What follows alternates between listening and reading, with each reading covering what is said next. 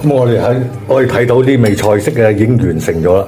咁佢啲芝士咧就已經係溶晒，啲椰菜花同埋南瓜就已經係熟晒，好香奶香味啊，同埋好健康，好適合年紀大缺鈣鈣質嘅中老年人，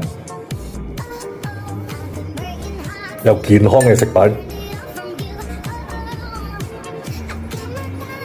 我哋係呢個頻道咧係健康，唔需要落太多醬油同埋其他調味料嘅。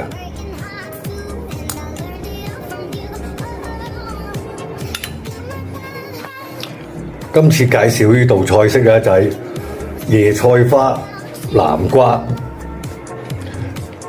鮮奶雞湯。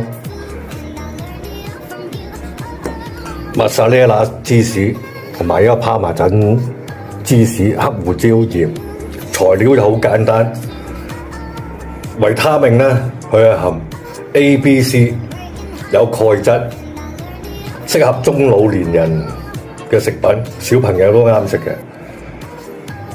咁啊做法好簡單，而家我馬上為大家介紹下。咁我哋啲椰菜花就切丁，洗乾淨。南瓜4份1個，就係切丁。咁我哋咧就揾熱水焯佢1分鐘。我哋而家啲水滾咗咧，就可以焯咗啲南瓜。個時間咧係焯佢1分鐘，水滾之後。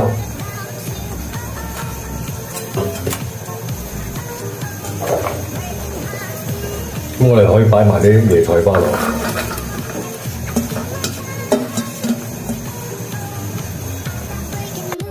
我哋而家焯咗1分鐘咧，啲南瓜咧就有5成熟㗎喇，就可以撈起佢。咁我哋將嗰啲椰菜花同埋南瓜就撈起上嚟1分鐘之後，咁我哋又揾啲雞湯。呢啲雞湯咧，上一集咧我哋有介紹過啦，就係自家製嘅酒店模式嘅。咁啊用雞湯撈佢，跟住俾啲鮮奶，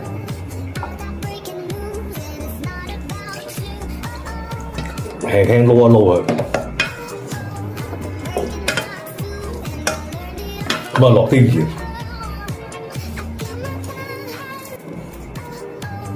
黑胡椒。